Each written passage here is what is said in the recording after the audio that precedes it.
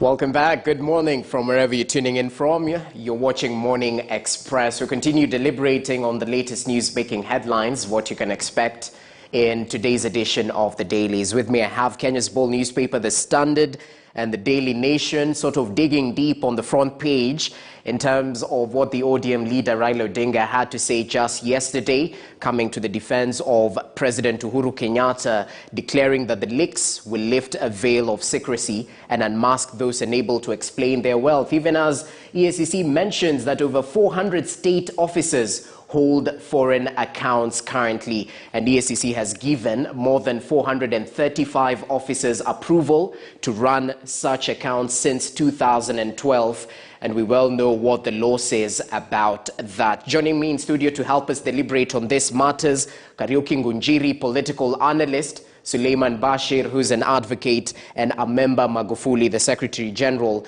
of the NRA party. Gentlemen, thanks for your time. I'd like us to shift focus now to what is set to sort of shift the inclination of the Mount Kenya region, and it's all to do with meeting the tycoons. The Mount Kenya Forum is now set to meet the four principals in the One Kenya Alliance today afternoon after the engagement was postponed last week.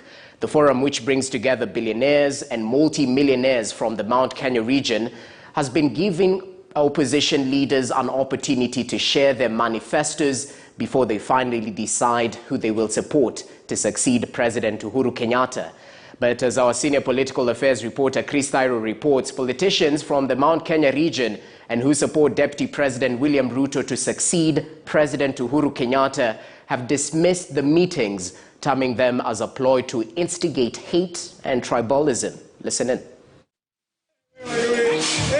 After members of the Mount Kenya Forum held a meeting with ODM party leader Raila Odinga last week in a bid to be convinced why they should invest in his presidential bid, the four principals in One Kenya Alliance, Musalia Mudavadi, Gideon Moi, Moses Wetangula and Kalonzo Musyoka, now have a date with the members of the exclusive club of billionaires in Mount Kenya Thursday afternoon. And we have agreed that the principals will be there tomorrow.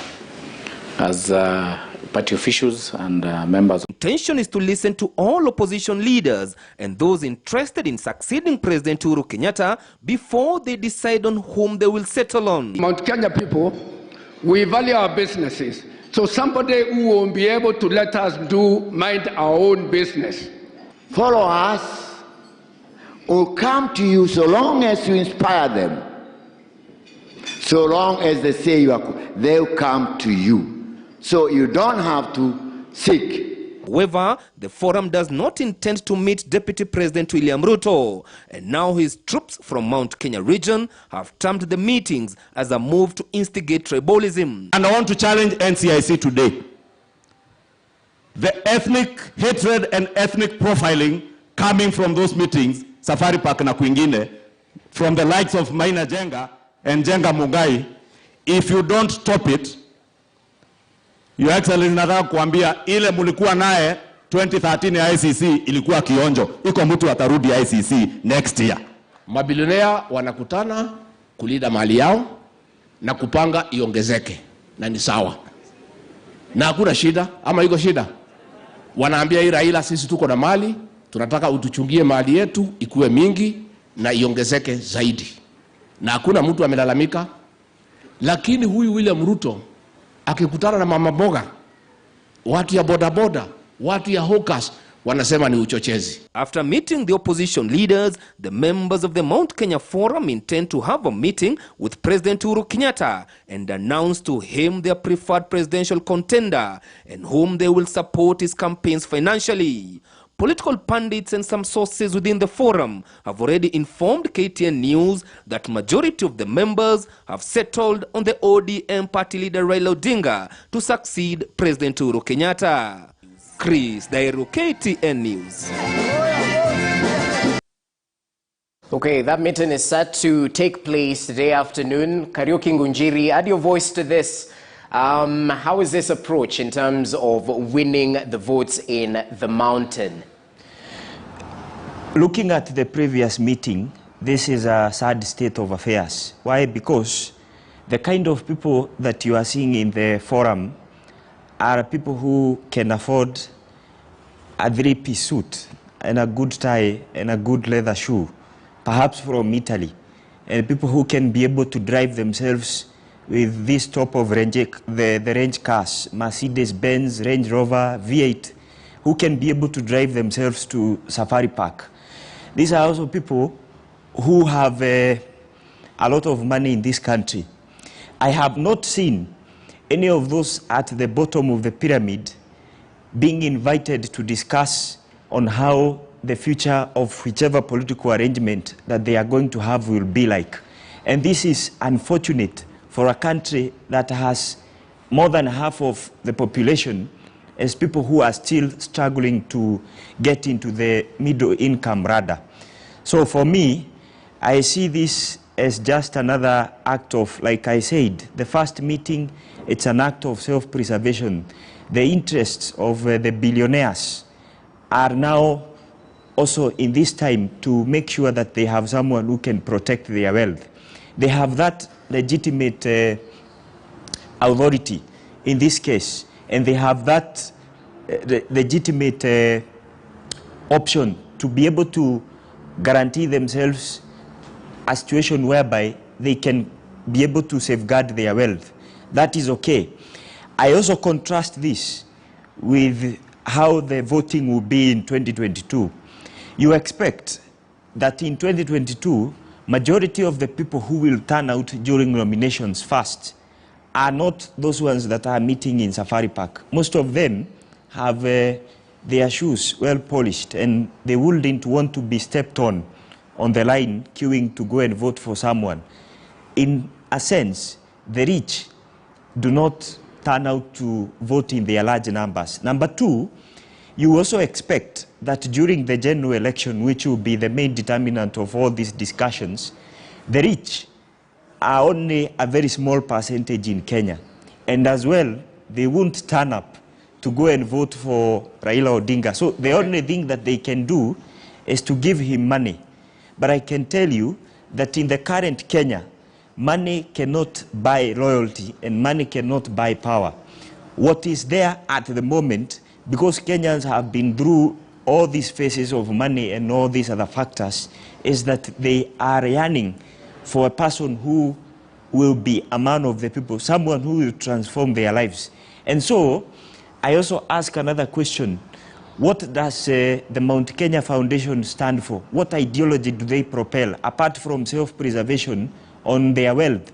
We contrast that and ask questions and say, what are we after as Kenyans? We are after a change on how we do our things. We want a paradigm shift on how the economy runs.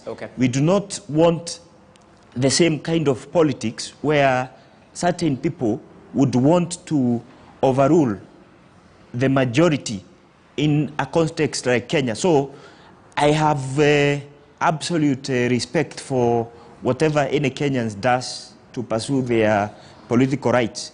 But I can tell you that Raila Odinga is highly misguided to entirely bank on these people to deliver him 2022. The voters and the masses, the last man in the last village where William Ruto has been pursuing is where the people are, and it is where the vote will be determined. So I think that going forward, and as part of a strategic reason for the millions of Kenyans, let them just watch what is going to happen in Safari Park and what has been happening.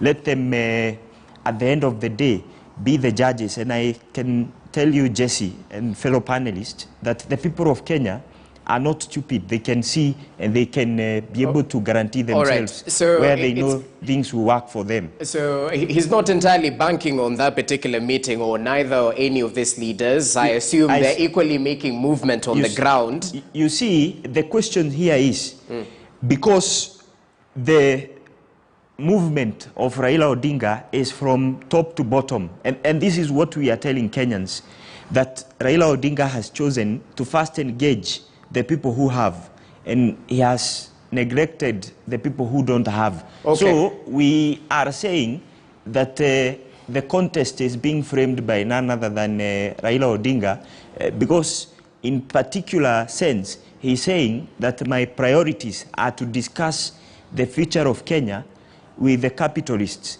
and not to discuss the future of Kenya with the masses, and that is the difference. Okay, Suleiman Bashir, add more sense to this. Well, what say you about this particular meeting with the One Kenya Alliance leaders?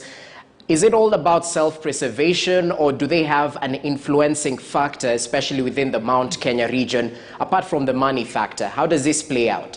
Just, I think the reason why we're having this conversation or these events that are going at the moment is because there is no any specific quote-unquote leading or serious presidential contender in the coming elections. I think that is why we can see such events. That's why we can see such movements on the part of Mount Kenya Foundation team. Jesse, the next thing we need to ask ourselves is, what does this comprise? What does it entail? What does this Mount Kenya Foundation entail? I think in each and every community, be it from Mount Kenya region, be it from Northeastern region, be it from the coastal areas, there is no any problem with the elites of the elites having a meeting to see how they can shape the political discourse of that region.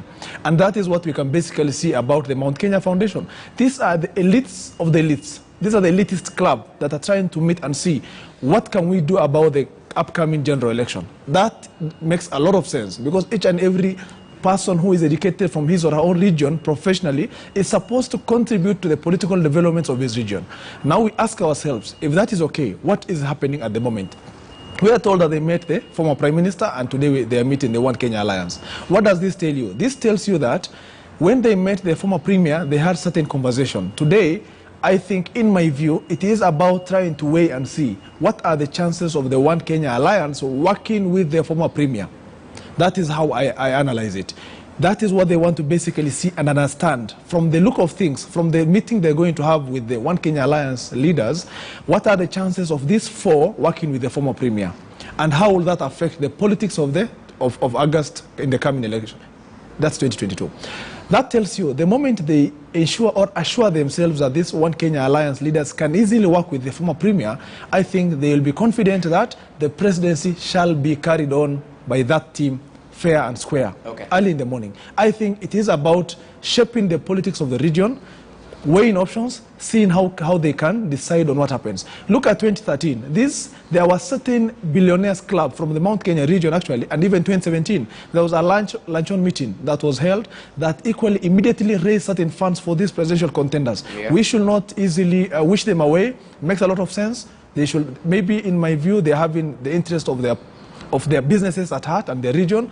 These kind of meetings shall shape the politics of the mountain, noting that at the moment we cannot assure that the Deputy President has a big chunk of the Mount Kenya region, neither does Raila. It is a region that is open to all for their own contests. Okay, and it's all to do with democracy. So Magufuli, from where you sit, the Mount Kenya Foundation meeting all the One Kenya Alliance leaders, and perhaps through that report by Chris Tyro, we learned that the meeting was earlier postponed since they wanted to meet individually, perhaps not as a group. What say you about the optics and the far-reaching effect, especially within the Mount Kenya region?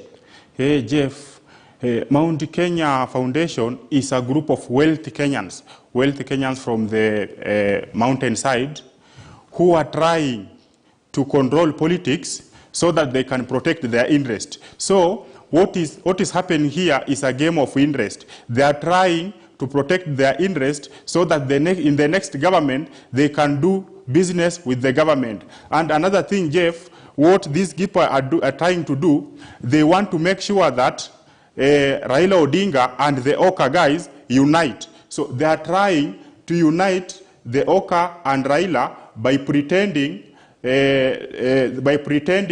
to have the meeting of the negotiation thing where they meet. And if they are genuine, then let them meet the Deputy President William Ruto, if they are genuine with their meeting. Okay. More details on today's papers. As I mentioned earlier, the previous meeting, the ODM leader was engaged on enhancing businesses, the inclusion of persons living with disability, among other issues, and similar concerns may find their way to today's agenda. Even as we talk about that, Ngunjiri, I'm taking a look at a particular story highlighting a storm in the UDA party over that new list of officials. And disgruntled members have protested that list of 31 officials, saying it was not satisfactory. So what's your reaction to this? Especially taking a look at the democracy within the young party, quote unquote. Let me first of all react to one thing here. In the longest time, Jesse, we are trying to fight patronage in Kenya, where certain state interests will capture in what we call buccaneering, will capture the country.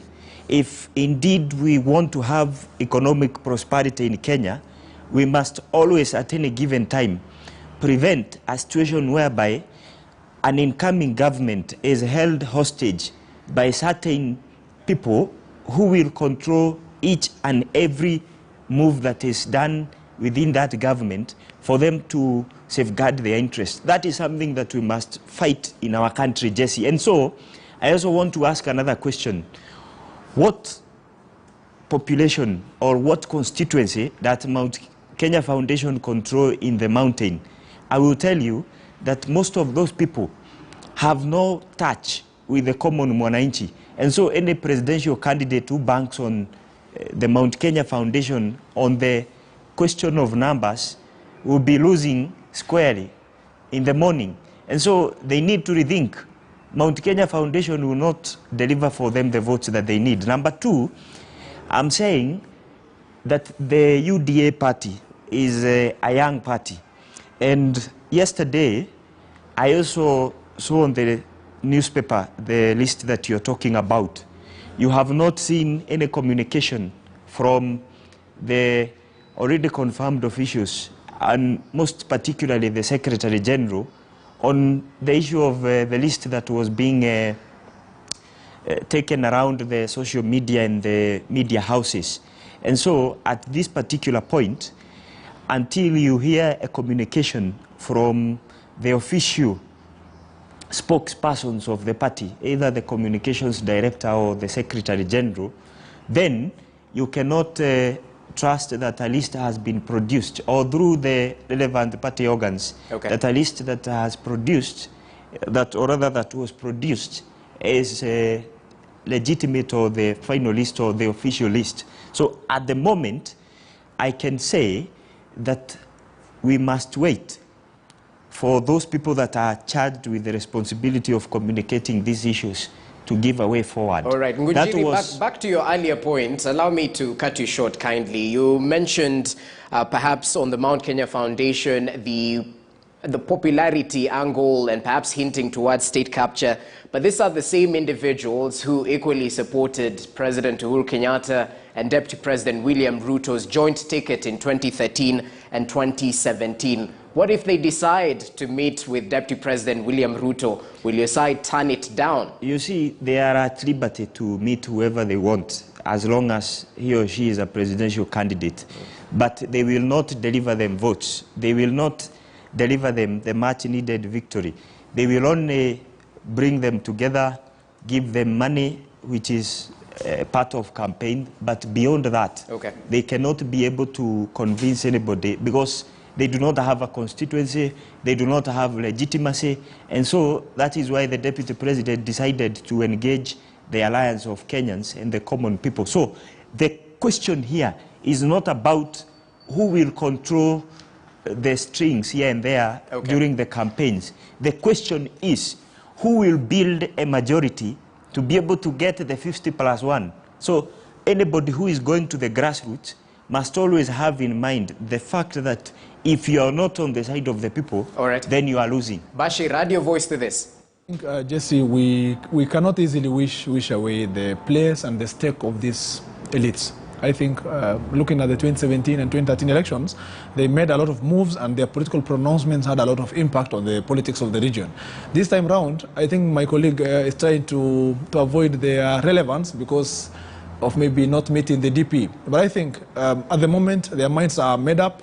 They might be for the former Prime Minister Raila Odinga, and they're really interested in the One Kenya Alliance, really working together with the former Premier. They carry the day. I think this team is not a joke. It is a team to really stand with. Okay, Magufuli, finally, is this all to do with optics? Are they wasting their time? Because others hint that the die is already cast with ODM leader Raila Odinga. Yes, in politics, we cannot do away with money. and these people are able to finance campaign. So my take is that these guys will finance campaign, and when they finance campaign, that candidate, be very sure he will be a strong candidate. Although from the look of things, it is like the Mount Kenya Foundation is supporting Raila Odinga, and they will declare. They are just looking for a strategy to declare the support. Okay. Remember, all this has to do with President Uhuru Kenyatta sort of giving them the mantle to take a look and decide who is best suited to continue his legacy. But anyway, more details on that. Gentlemen, I'd like us to shift focus now to voter registration. Just yesterday, it was day 3, with IEBC continuing to experience challenges in the 1-month-long exercise. The Electoral Commission, IEBC, does not have adequate manpower to carry out the exercise in some areas. More with this report from Moige William. With a target to register 6 to 7 million new voters, the task ahead of the Independent Election and Boundaries Commission seems to be an uphill task. Low numbers of Kenyans are turning up to be registered as voters. The turnout has not been as we expected, considering we have a target of around 36,000. And so far we have done less than 140. The youth and the Kenyans who are not registered, please come out. We still have, the exercise is for 30 days, and this is the 3rd day. So we still have 27 days to go. Please come out. It is today, and even not today, ni jana, tusingoje kesho. Elsewhere in Naivasha, Nakuru, the IEBC is experiencing a different type of challenge. The area is vast, populous, but lacks adequate staff to carry out the registration exercise. This, the officials say, will hinder attainment of its targets. Rasilimali tulionayo ni kidogo. Nafikiri mmesikia katika vyombo vya habari, na pia chairman wetu alisema tuna changamoto hiyo.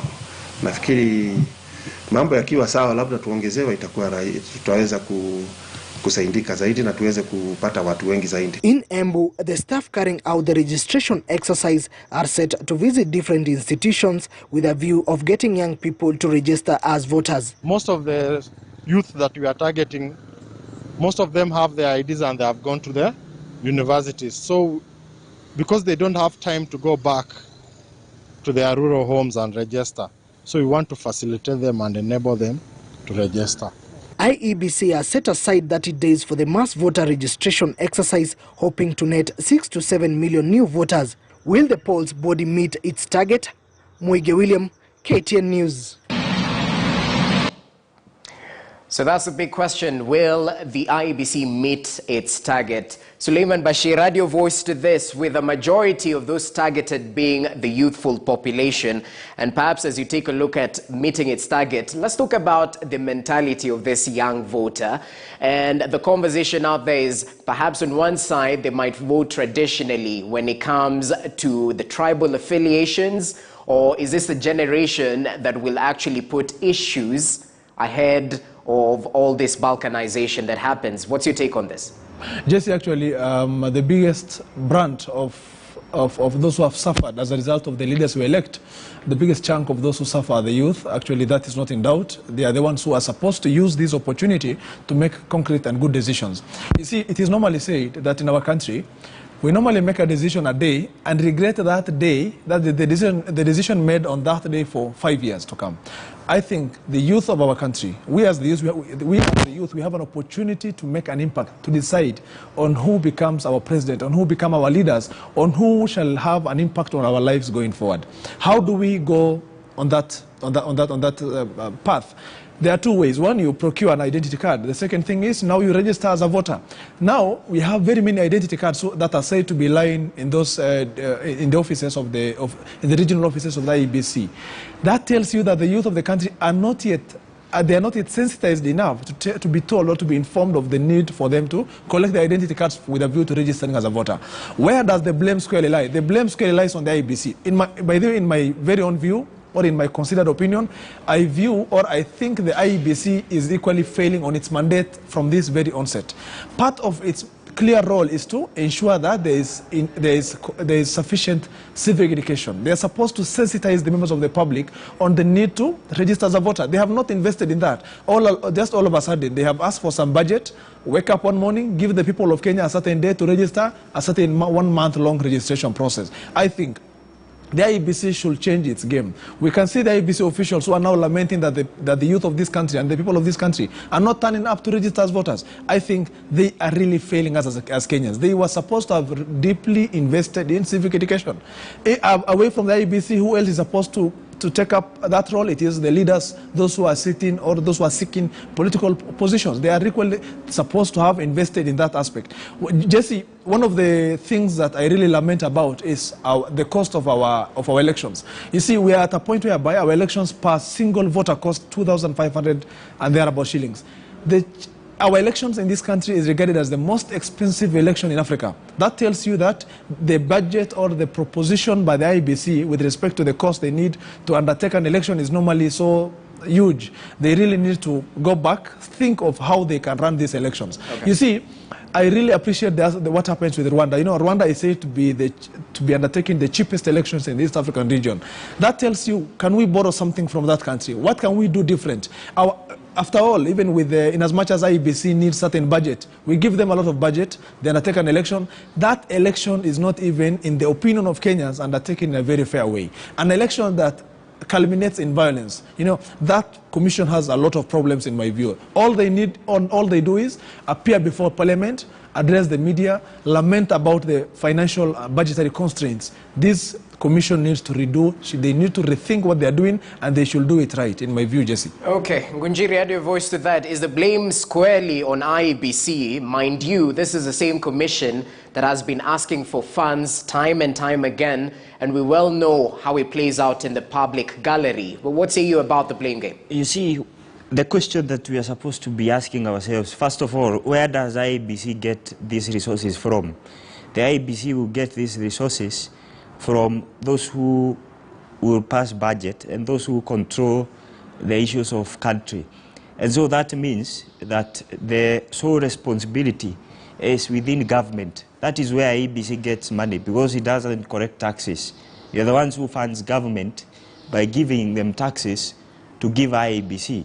And so the responsibility of making sure that IEBC is well funded squarely lies there. In this case, I think that IEBC has the authority to, at all times, give Kenyans an update of what is happening without contradicting themselves and without fearing anybody, because they have been given that responsibility by the Constitution to independently go over their mandate, or rather, to independently do their mandate. Okay. This means that in as much as there will be a lot of arm twisting and threat hawking within IEBC, because we can ask ourselves a question on, can an electoral process be free and fair when we have certain strategic interests by the current government into the next election? Do these institutions enjoy the required freedom to exercise their control when maybe somebody might want the outcome of the election to be like this? So, I mean, these are challenges that will always be there as long as we exist in such a political setting. Number two, I also want to comment on the issue of the history of elections. There is always a lot of vagary in it, because in certain areas, and we have been having these issues all over in the past, you will hear that ID cards will be delayed, and you hear technical issues, like, for example, the machines that are supposed to produce these ID cards have run down. And so, up to a particular point, when IEBC is closing the mass voter registration, certain ID cards will not be out in regions that are supposed to be defeated in the next election according to certain interests. And so Kenyans must look at this issue with a third eye and make sure that there is fair distribution of state resources and there is equal treatment when we come to these matters of election. Number 3, I also want to ask my fellow youth folk in this country that we have an opportunity to put to a stop our lamentations by registering as voters and now joining the highest council of decision making in Kenya, and that is the citizenry, and install and manufacture leaders who will be public servants and who will not give prominence to power, self-preservation, and their own issues, but who will work for us. This is an opportunity for us to reshape the destiny of this country. People, go vote, or rather go take your ID, all right, go vote, okay, and especially those that are living from 4. Okay. It is an amiable opportunity for you participating in the affairs of your country. This is the most important time for first-time voters. And I can tell you, Jesse, yeah, that we who believe in the Hustler Nation are quoting these people. Go and take those IDs, make sure you register as voters. Interestingly, the editorial cartoon on the Daily Nation has various political leaders sort of lining up to, not even lining up, kneeling down and begging the voters, rolling out a red carpet for them to turn out and register as voters. So Ngunjiri, perhaps you're one of these politicians, but you're playing the role of civic education, and we appreciate that. Magufuli, add your voice to this. Interestingly, IEBC requested for 40.9 billion Kenya shillings in terms of what it needs for the 2022 polls. Treasury allocated 26.3 billion. That's roughly 64% of IEBC's budget. So are we safe to say the free, fair and credible elections might be hampered by this particular money factor? Jeff, Jesse, before I answer that question, allow me also to give my views on the voter registration. And my views, number 1, is I want to put a blame on the IEBC for not carrying out the voter registration in all the regions in Kenya. And my second blame will go to the political parties. We have about 75 political parties, and you will get that most of these political parties, they are not educating their followers to go and register as voters. So I urge our political parties to reach out to the people. And another blame, number 3, I want to blame most of sub-chiefs and our chiefs. You will find that they are not issuing the ID cards to the youths who have to the youths who are supposed to get the ID cards. Okay. So you will get that they have a lot of ID cards in their offices. When you walk to the village, you will get the complaints from Wananchi about the chiefs. About the free and fair elections of the IEBC.